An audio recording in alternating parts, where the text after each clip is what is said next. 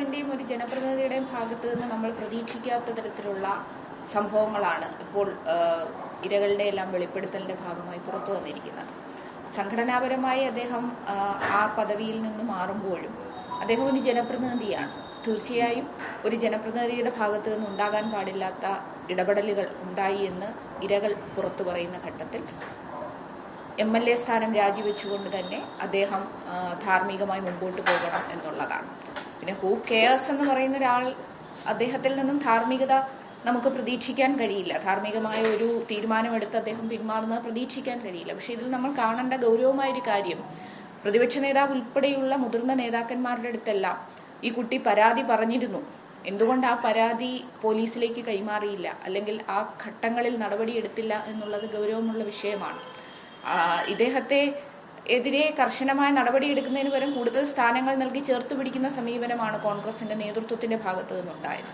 അത് അങ്ങേയറ്റം പ്രതിഷേധാർഹമായിട്ടുള്ള സമീപനമാണ്. അതോടൊപ്പം തന്നെ ഇത് പറഞ്ഞ പെൺകുട്ടിക്ക് നേരെ ഉണ്ടാകുന്ന സൈബർ അതിക്രമം, അതും ഇന്നലെ മുതൽ നമ്മൾ കാണുന്നു. സോഷ്യൽ മീഡിയയിലെല്ലാം വലിയ തോതിൽ കോൺഗ്രസിന്റെ നേതൃത്വത്തിലുള്ള സൈബർ ഗ്രൂപ്പുകളിൽ നിന്നും വ്യക്തിഹത്യ നടത്തുക, സ്ത്രീവിരുദ്ധ പരാമർശങ്ങൾ നടത്തുക, അതെല്ലാം ഒട്ടും അംഗീകരിക്കാൻ കഴിയുന്നതല്ല. ഈ വിഷയങ്ങളെല്ലാം സമഗ്രമായ അന്വേഷണത്തിന്റെ പരിധിയിൽ വരണം എന്നുള്ളതാണ് സൂചിപ്പിക്കാനുള്ളത്. നിലവിലൊരു സംഘടനാ ചുമതലയിൽ നിന്ന് മാത്രമാണ് ഒരു രാജി എന്നുള്ളത്. അദ്ദേഹം ഒരു ജനപ്രതിനിധി കൂടിയാണ്, പാലക്കാട് തെരഞ്ഞെടുക്കപ്പെട്ട ഒരു ജനപ്രതിനിധി കൂടിയാണ്. അപ്പോൾ ആ ജനങ്ങളോട് ഇതൊക്കെ വിശദീകരിക്കേണ്ട ബാധ്യത അദ്ദേഹത്തിന് ഉണ്ടാവുക. പൊതുപ്രവർത്തകരെ സംബന്ധിച്ച് എപ്പോഴും സോഷ്യൽ ഓഡിറ്റിങ്ങിന് വിധേയമാകുന്നവരാണ്. ജനപ്രതിനിധി എന്നുള്ള നിലയിൽ തീർച്ചയായും വോട്ടർമാരുടെ അടുത്ത് അദ്ദേഹം കാണിക്കേണ്ട ഒരു പ്രതിബദ്ധതയുണ്ട്. ഇങ്ങനെ വിവാദങ്ങളെല്ലാം ഉയർന്നു വരുന്ന ഘട്ടത്തിൽ തീർച്ചയായും അത് സംബന്ധിച്ച മറുപടി നൽകുകയും അത് സംബന്ധിച്ച നിലപാടുകൾ സ്വീകരിക്കുകയും ചെയ്യേണ്ടതുണ്ട്. ഇതുവരെ അദ്ദേഹത്തിന്റെ പ്രതികരണം നമ്മൾ കണ്ടില്ല. ഇതിനു മുമ്പ് ചില വാർത്തകൾ വന്ന സമയത്ത് ഹൂ കെയേഴ്സ് എന്നാണ് അദ്ദേഹം പറഞ്ഞത്. പക്ഷേ ഇപ്പോൾ കൂടുതൽ വ്യക്തതയോടുകൂടി ഒരുപാട് വാർത്തകൾ നമ്മൾ ടെലിവിഷനിൽ കാണുന്നതാണ്, ഒരുപാട് വാർത്തകൾ ഇങ്ങനെ വന്നുകൊണ്ടിരിക്കുകയാണ്.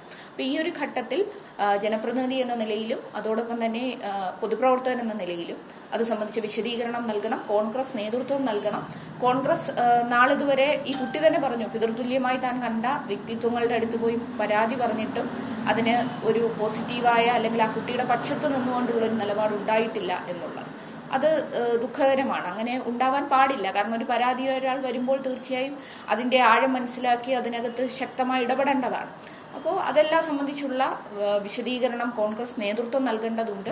അതോടൊപ്പം തന്നെ കർശനമായ നടപടി സ്വീകരിച്ചുകൊണ്ട് മുമ്പോട്ട് പോകണം. വലിയ സൈബർ അധിക്ഷേപം സൈബർ ഇടങ്ങളിൽ നിന്ന് വരുന്നുണ്ട്.